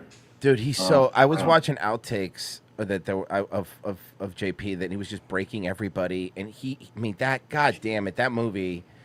Just the cutting room floor stuff has to be some of the fun with the people. Just looking at the people that Kevin Nealon, like Jonah Hill, Nick fucking Swartzen killed in that movie too. I feel like there's like a missed opportunity here where a lot of these old movies, like, they should be releasing all that stuff on like YouTube and monetizing it. Like, because I would spend hours watching like outtakes that never. No, made it to you DVD, can't put know it what on I mean? YouTube. Here's why: because a lot of people they're releasing movies on YouTube, and the problem is, YouTube has them, but since it's YouTube and they're censored, they have to edit them like it's a TNT movie, like when a movie comes out. Well, yeah, for I don't mean the TNT. movies themselves. I'm talking about like the cutting room floor stuff. Oh yeah. Like there's just all this stuff that's like littering the cutting room Well, no, floor, but- and you're like, why don't monetize it? Throw it up on a channel somewhere and make a little money. Well, there's a lot of stuff that's on DVD extras that I guess that's the thing about DVD. I used to love DVD extras, right? And Nerds. this Fucking no, nerds. dude, I am a nerd. Bunch of nerds. The commentaries was great. Whatever. Anyway, Yeah, but that's what I like to hear. Yeah, what I like to hear is directors talking about the movies they make. No offense. Well, I like to hear directors talk about their good glory days. You're such an asshole. Man, I do love listening to. I love that. I'm kidding. I Good actually ones, do like that you know. stuff too. Yeah, I love it. It's insightful, especially if you've made a couple and then you listen to some of the guys talk about what they did to make, some classic. You can really, really relate. But even if you haven't made a movie, it's like I listened to a ton before I made Grandma's Boy, and so I felt like I had learned some lessons, at least through osmosis somehow. The Grandma's Boy commentary, I was pretty stoned right before I recorded that. Well, that's pretty sure everybody was super stoned on that set. That's apropos. That's apropos, though. You should be stoned for the Grandma's Boy one, right? It's true, yeah, I know, but I think I had to do it by myself, which was odd. I don't think I was prepared to do that. My very first DVD commentary and stoned by yourself, so it's a little boring. The other guys got to record it together. I think it was just because of scheduling. Right. So that was a bit of a bummer, but yeah, I can tell you we had a lot of fun making that movie. It was 25 days, so it was quick. It was in LA. 25 days? Damn, Really? you guys banged that out. That's pretty amazing, actually. Yeah, we had a great crew. It was like a lot of people who I had kind of been around through working through Happy Madison for several years at that point. And then a bunch of new people too that we hired for some key roles, like the director of photography, Mark Irwin, who I basically hired because he had shot things like Scream, the Cronenberg movies, but also mostly because he had shot Old School with Todd Phillips. Oh, okay. He shot tons of movies, but just some of the ones I just named were his most notable at the time. And yeah, it was a ton of fun, quick but fun, and yeah. But Adam was right when he called me a couple weeks before it came out. He said, in a couple of years is when people are going to start loving this thing, and he was exactly right. It took a little while after the DVD kind of culture helped it grow and spread, and 2 years after it came out, it was super popular. Yeah, it blew up, and I actually went to go see it in theaters when it came out. Oh, thank you. I'm one of the few. I thought it was yeah. Then I also left after the Laura Croft masturbating scene. No, I went to Hostel later. I don't think I saw it in theaters. Yeah, but you went to Hostel instead. Yeah. No. I saw Grandma's Boy. I paid for Grandma's Boy, and then afterwards we kind of hung out and then snuck into Hostel. So Hostel got no money from us. Oh, good. Nice. Well, That's how you do it. Well, I remember seeing commercials on NBA games where it was like Quentin Tarantino presents, and it was a heavy marketing campaign for Hostel, and I was like, ooh, we might be cooked. Yeah, but I will say this: I didn't see it in theaters, and I apologize for that. However, I did buy and lose 3 copies of Grandma's Boy. That is true. Over the years. Right, So I made it up. Yeah, I bought at least 3 copies. I had one I lost, and then one I think I left in a car on a trip, and then my ex-girlfriend stole a copy. So that's 3. So I bought a bunch of copies. It's a hot commodity. Nick Swardson said that he was in a room with Sandler and the Blockbuster Video president or something, early aughts or something like that, and he had told them that Grandma's Boy was their #1 most stolen or non-returned. Yep. That's very That's funny. Hilarious.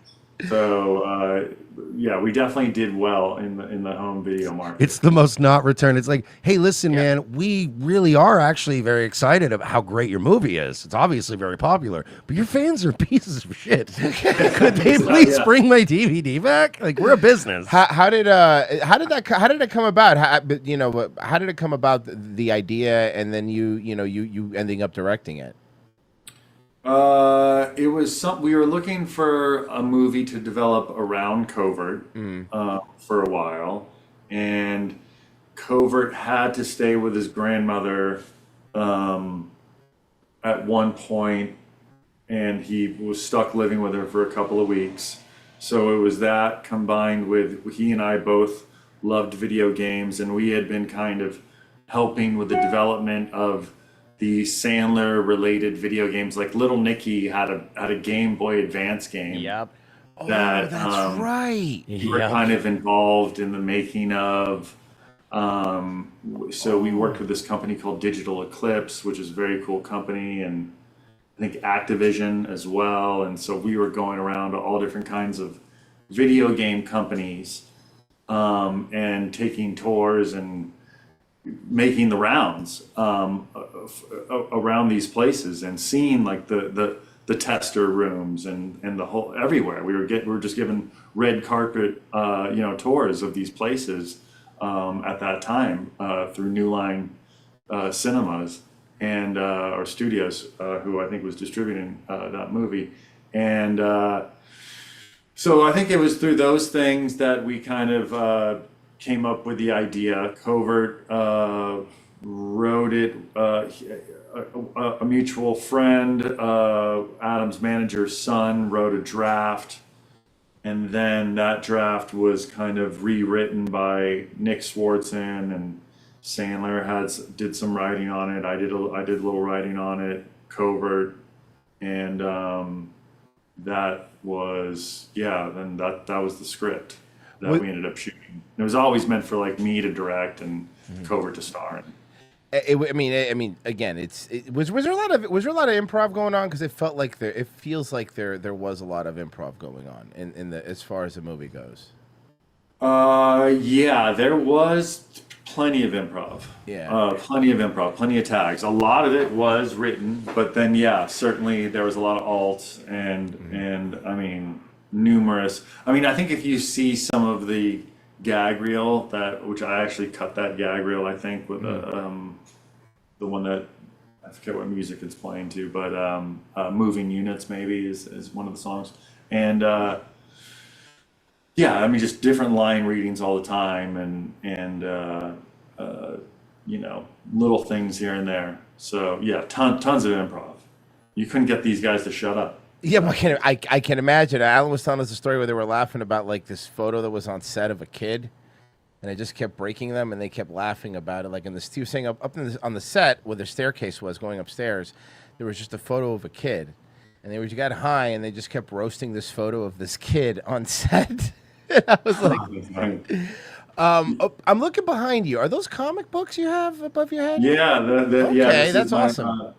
Some CGC graded comic books from my childhood, bought off the rack. Ooh. We should send him a copy of ISOM. What the comic book guy? What is your prize? What is your rarest comic that you have? My rarest is probably, I don't know, maybe this Amazing Spider-Man number 25. Ooh, okay. Yeah. Okay. But it's not in great. That one's not in great condition. Mm-hmm. But that's the first appearance of Mary Jane, Spider-Man's Ooh. girlfriend / wife. Yeah, a couple of older Spider-Mans, but yeah, pretty much that Spider-Man 25. Yeah. Are you as comic book movie out as we are? Yeah, I mean, again, coming from a guy who has comic books up on right, that's why I was asking. Office, I mean, I really have kind of grown pretty weary of the last several cycles. God, I remember being so excited to see Iron Man. Like, I remember seeing the first Iron Man. Oh, that was so cool. 20 years ago. I was like marking out. And being like, man, this is so awesome. And I never imagined the level of fatigue that I would have for cape hero movies. It's just like, oh. Yeah. I will say that I thought that Thunderbolts trailer looked kind of good. Okay. I did like Deadpool and Wolverine.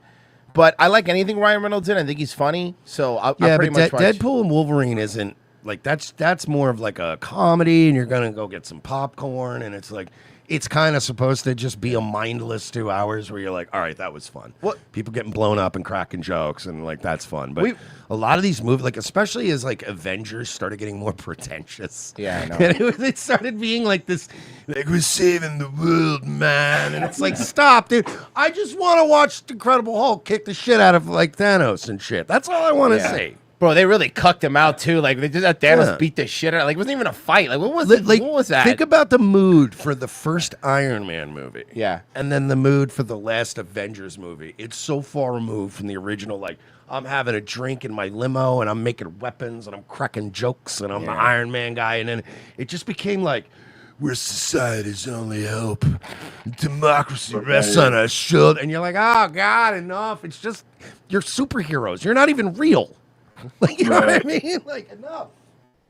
Yeah, I guess no comic book movie of the modern era has been able to touch the hype I had. I guess maybe because I was a kid was when the Batman 1989 came out and even Batman Returns.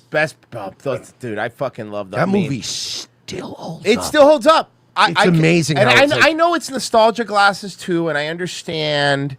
No, but it holds up. But There's I some lo- stuff that just holds up. I'm a big fan of Michael Keaton in general, but he's that movie is so good, and Tim Burton like at his peak, like that is. And it's not just like looking at it through like nostalgia, because honestly, like there's stuff I can look back on that I loved as a kid that doesn't hold up as well. Like the Schumacher Batmans, for example. Well, I mean, even like honestly, like and I'll say it, like even some Sandler stuff like doesn't hold up compared to other Sandler stuff, right? Like you know, like I really Billy Madison nowadays, I'm like, like I could take or leave it. I can still watch Happy Gilmore. I can watch Happy Gilmore 50 times in a row. That's still a great movie. I can still watch what's the I love one? Big Daddy. I love That's the Big one I was Daddy. trying to think of. I love like Big you know Daddy. what I mean? There are some that you go, wow, that is still a great fucking movie. Well, okay. But Grandma's Boy is another one that holds up. But I'm just saying. So yeah, I just think Batman '89 it holds up because it's still it's Tim Burton, dude. It's a Well, that fucking leads me great movie. to the next question. We talked to a few different people that are in the industry and make movies, and Alan brought this up. We're a big deal. We're a big deal. I don't. we're a big never name drop. Jay Moore taught me that. Anyway, no. What I'm saying is, it's really there's not any more just not low, but well, I guess low budget fun movies anymore. Everything has to be a blockbuster. Have you seen that happening? Well, I mean, yes, and that is why it was so hard to make the movie that I put out this year, Drugstore June, which is a low budget. It is technically rated R, even though it's non-rated because somebody didn't want to pay the $4,000 to get it rated. Right. But it would have been rated R anyway, which some argue like, well, better to have a non-rating than a rated R because that could hurt you in certain elements of sales. Yeah. I don't know. But anyway, our movie would be rated R because they smoke weed in it on camera. And Right. They're stuff like that. But it is certainly seems like a much tougher climate to get those types of movies made, and certainly get them made as like a studio project with a big budget. And certainly to get them made as a studio project with a big budget to be released theatrically, not just straight to a streamer. Right.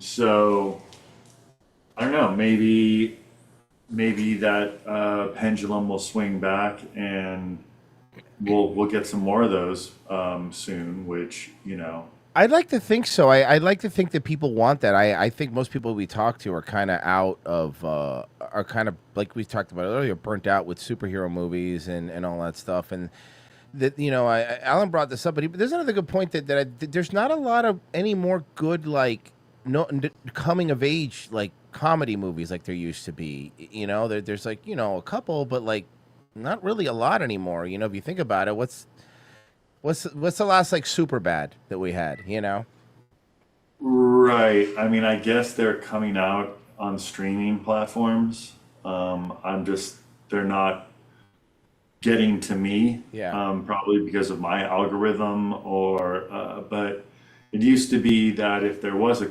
coming of age movie or a teen movie that came out, it would have a giant marketing campaign around it because it would be made for sure it would be catered towards certain audiences, but I mean, it felt like every movie they made could be, anybody could kind of walk into any movie at any point and perhaps enjoy yourself. Yeah. But there was just more awareness across the board. But yeah, it seems like now if you want to make those types of movies, you're gonna have to be like a super indie filmmaker, going back to like that type of, you know, Kevin Smith style, like what he did back in the day. That's UPS, guys. It's okay. It's okay. It's the government. I called the CIA on you. Yeah. That's UPS. A government asset. I actually, Nick, I'm Patsy. I'm one of the producers. Oh, is he going? One sec, guys. Yeah, do what you gotta do. Do what you gotta do. He's gonna go scream at the UPS guy. Who do you like? Wes Watson did. Like, I'm doing something. I am doing something. You jerk. I have autism locked and loaded, so I'm ready. He seems like the nicest guy. Like he just would never do that. They're yelling at him. Just like, picture him going off. I'll be right back, guys. The UPS guy just mutes and goes, "You piece of fucking dog shit!" Yelling at him and pointing at him. Can you imagine? Come back. Hey guys, sorry about that. Did I not mute? Did you hear that? Hey, now's a great time to remind you guys, revengeofthesith.locals.com. If you sign up for just $7 for there or patreon.com/we're-not-sorry, you get tomorrow's show. Imagine he gets home invaded and murdered, and that would be terrible. And it's on our show, and we get blamed. Well, they're good for our analytics, I guess, but terrible for him. The suspects arrived disguising themselves as UPS workers. Oh, he didn't get murdered, thank God. We were worried. We were worried. We didn't want the bad luck of like, oh God, imagine if Nick gets murdered. Great, on our in show. a home invasion while he was on our show. Thank you, guys. I had a sign for that. I knew it was coming. Of course, he came right during. You know, he gave me like a 17-hour window. Like as they do. Our producer Pessy had a question because he's a big fan. Pessy? Yeah, man. I just had a couple of quick questions. It's really nice to talk to you, man. I've been a fan for Thanks. a while. So you were an associate producer for Shush Don't Tell. So I was wondering, and I know you directed the music video for Secret, which is one of my favorite songs ever. I still listen to it. I was just wondering what your favorite track off of that album is personally, and also whose balls are in the background of that music video. Whose balls are those? I feel like you know the answer to that question. Are they Nick's? They're not Nick's, but they are another famous comedians. Oh wow, that's hilarious. That video was shot in Santa Fe, New Mexico. I believe that was shot in the balls section. I believe was shot in the Santa Fe Penitentiary. That's like hilarious. the old one where there was a huge prison riot during the making of The Longest Yard. Mm-hmm. In 2004, those are Joey Diaz's testicles. Those are Joey. What? Those are Joey Diaz's testicles. Yeah. Oh my god. Oh my god. Yeah, you know, I get around, cocksucker. My balls are fucking everywhere. All the more. It was like we needed somebody to take their testicles out, and we were like, "Oh, how about the guy who's just always taking his testicles out?" Hey, Joey, let's see your balls. It turned out I already had my balls out. And I was also wondering, man. I was also wondering. I know that Nick at one point he wrote a 4-part mystery series, Gay Robot and the Curse of the Haunted Jockstrap. I'm wondering if he still has that script, and if you guys would ever consider actually doing a gay robot movie or something to bring that back. Gay Robot's a great premise. It is. A Gay Robot is a great premise. Yeah, I was part of the original sketch. It was me, Sandler, Loughran, Jonathan Loughran, and Nick Swartzen on that. Somehow I wasn't involved in the live action pilot that they shot for Comedy Central. But they did shoot something for that. It did not end up going, but yeah, the Gay Robot has come back in a couple of different iterations, but I saw it on Futurama. Well, I mean, it felt like Swartzen was we were kind of at the forefront of the gay robot frontier. Mm-hmm. But you know, we missed our chance to like really hit it big with the gay robot. The Gay Robot frontier is This is starting to sound like an Elon Musk like brainstorming session. Yeah. You know, like what about Mars? We have gay My favorite song on Shh Don't Tell. I don't know. I guess if it's not Secret, then God, I remember there was Mayor of Pussytown. That one's Horror. Where Are You is my favorite. Oh yeah, well that sketch, yeah, that one is great. Whore, yeah, Whore is amazing. I'm telling you guys, all this stuff is back, bro. America's back, dude. We can make all these jokes are back. Everyone's allowed to be funny again. Everything's awesome again. Everyone can be funny again. And I'm just saying, like, the pendulum swung back a lot. Like a lot of people that were, I mean, look at it. Look at it. Netflix is giving specials to people that were canceled. Like it feels like we were allowed to be funny again, right? Yeah, well, it feels like there was never a dearth of specials. Those things have been coming out nonstop, left and right, for the past feel like 10 years straight. Which, if you haven't seen it, check out the new Sandler special, which I was a producer on this year. What's it called again? I got. Don't worry, I got you. Guy who was a producer on it. It's I got you. It's Adam Sandler. Love You. Love You. Yeah. Love You. That's right. Yeah. Adam Sandler. I haven't seen that one. I did see 100% Fresh, and that was great. That was hilarious. 100% Fresh. I directed some of that and shot some of that, cut some of that. Was a producer on that. That was a really fun, very, very fun special. Really, really cool special. Love You. I didn't shoot any of it. I wasn't on set, but I helped out in post production. Okay. And really cool special. Yeah, I'll check. Dude, the thing was with Sandler, somebody who has continually been funny and successful. Like, it's crazy. Like, if you think back how far, so many people have fallen off, and he's and also, can I just point out, like, controversy free. That's the other thing that's crazy. Like Hollywood is it's just like all you hear about is just nightmare story after nightmare story. It's like everybody's a pedophile or a rapist or a murderer, and it's like everybody that's like ever talked about Adam Sandler, like, yeah, he's a really nice guy. Like, you're a cool dude. Likes to wear basketball shorts and hoodies. Just fucking make comedy. Yeah, I mean, I'm here to just confirm that. One of the nicest, coolest guys, super generous. Just been a really great friend to me for many years now. Almost 30. I met him on set of The Wedding Singer. Well, he's loyal as shit. Yeah, I mean, that's like a known thing. Yeah, everyone we talk to knows once he's worked with you and he likes you, it's like, yeah, no, I'll bring in every time I need somebody. That's loyal dude, man. Yeah. Super hardworking, and inspiring in that way, and just he's the king. By the way, as a degenerate gambler, I fucking loved Uncut Gems. Like I was late to that movie was amazing. I was late to the Uncut Gems party, and then I was at a hotel in New York, and it was just one of those things where it was on, and I'm like, oh fuck, I'll finally watch Uncut Gems.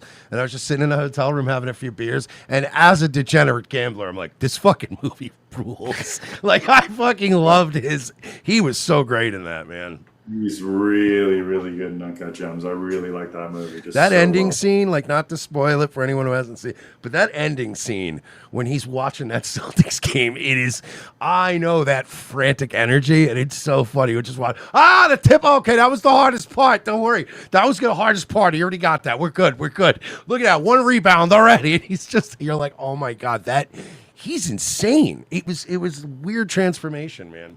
Incredible performance and just such a well-crafted movie. So well made. Can I say something that blew my mind and I never thought I would say this, but my God, is Bad Barbie fucking hilarious in Drugstore June. She is so fucking funny. Oh, is she in that movie? Yes, and I haven't seen Drugstore June. I will admit, I meant to tell you this because I was give it a chance. Oh, I absolutely will. Yeah, he will. He's just lazy. Yeah, he's just lazy. But I'm telling you, I'm looking it up. I was like, because I had to look at. I didn't lock into my brain who it was. I'm like, is that Is that? And I go to my wife, Maria, is that? That's Bad Barbie. Yeah. What the? And I was howling, dude. Her work, dude, in the movie, she works at a dispensary as a cashier, and she is exactly like every dispensary cashier I've ever dealt with. Is so fucking funny. They're just not giving a shit attitude. That movie, so I gotta tell you. So you're telling me she's got like some chops then? Dude, I was howling at one point at that scene. Yeah.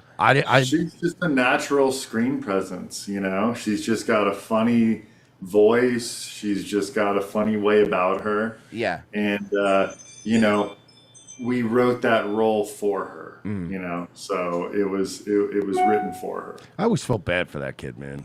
I mean, she's not a kid anymore, an adult. but she was a kid. You know what I mean? She got kind of thrust into a weird world at a very young age, man. You know, it's. Some people make it through, though. I mean, no, I mean, she obviously, you know, she worked it and she made it out. It was her and I think Trevor Wallace. I know Trevor Wallace because I've seen his skits. He's pretty funny. Were the ones that work in the dispensary. That was the exact. Like, if you've ever been to a dispensary, you fucking nailed it. Like, that was the exact vibe. I've been there and heard them be like, are you going to do the thing? Is it more frustrating to buy legal weed or illegal weed? It's tough. It's tough. You either have the guy from Grandma's Boy who owns a tiger and wants you to hang out with him all day, and you don't want to, and play Street Fighter, and you're like, I got to go, man. I got to go do that. Or it's the, what? Huh? Just pick out what you want, man. It's kind of getting where you kind of want to do it the old-fashioned way. Yeah, and, it's. I do it the old-fashioned way in the mail. Just kidding. Just joking. It's like the Mitch Hedberg joke. I love my FedEx guy. He's my drug dealer, and he doesn't even know it. Yeah, my UPS guy. That's why he had to sign for it. Yeah. Look, when it's uncut, he's got to sign it. Okay, that's how it works in the biz. Yeah.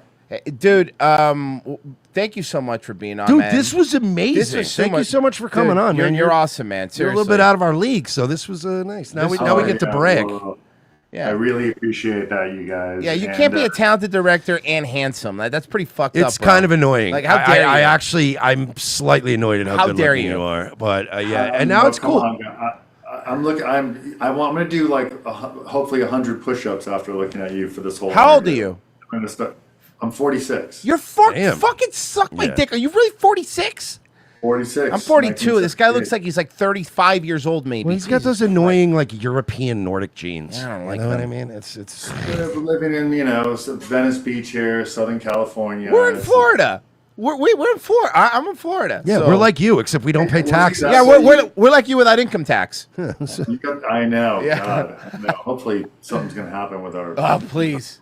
government over here. Yeah. This was so much fun. Thank you for coming on. And honestly, I'm really looking forward to name dropping you as much as possible now in the future. Just so you know. Yeah, sorry. I'm sorry. My friend, director of Grandma's Boy, Nick Goosen. Yeah, I'm sorry. My pal. Thank you very much, Marsh. Yeah, you got to watch Drugstore June. Too. No, I'm gonna make it. I will 100% watch it. I mean, yeah, I'm gonna, dude. This was. I have to ask. Oh, I can't forget. I'm sorry. I can't. I'm gonna see Drugstore June. Royce is gonna give me your phone number, and then I'm gonna text you every 5 minutes with things I would have done differently. That's perfect. That's the kind of guy he is, actually. Hey, Okay, great. you know, hey, you up? And by the way, Mercer watched this movie at like 4 a.m, so you're fucked. Yeah, it's gonna be like 5 a.m. You're gonna be 2 a.m. your time, going, "Why is he texting?" Honestly, I really just thought the framing in that shot was dog shit. Like, you could have done a little better. And the lighting, what were you thinking? I have to ask one question because my buddy that I do a morning show with, JJ, told me to ask when you were on. Did the monkey ever do anything crazy on the set of Grandma's Boy? That was his question. He almost ripped Dante's teeth out. What? Yeah. The monkey. Well, one time he did put his hand in and he applied some pressure to the teeth of Peter Dante, who played Dante. Another time he kind of quasi lunged at Covert in the scene where he's driving the car. Yeah. But the craziest thing I saw was when they demonstrated. Remember when he jumps down the stairs to karate kick Dante? They demonstrated him jumping down an actual flight of metal stairs right in front of me, and he jumped and landed with such force, like in a superhero pose, and it shook the earth, and it was quite frightening. And this was right around the time when that one chimp kind of, ripped the genitals off like an elderly couple or something on their birthday. I remember that, and there were the chimps that were ripping faces off. I remember that too. Yeah, it was that era when we shot Grandma's Boy with the chimp. So we were a little edgy about Harry the chimp, but thankfully he did not He went for Dante's teeth once. But that's He it. went Listen. over it. That was it. That's not bad. That's not bad compared to the could have been Yeah. a face ripped off. Okay, I had to ask that before you left, dude. Thank you, I'm glad we so snuck much. that in there. I'm glad we snuck It in was the chimp violence. important to get that in there. Tell JJ his questions suck. I will tell him. All right. I will tell him. Tell him I said that. Did the monkey ever do anything wacky? Shut up, JJ. Fucking asshole. People ask questions. What do you want? You know that movie. The movie was a big part of their life, dude.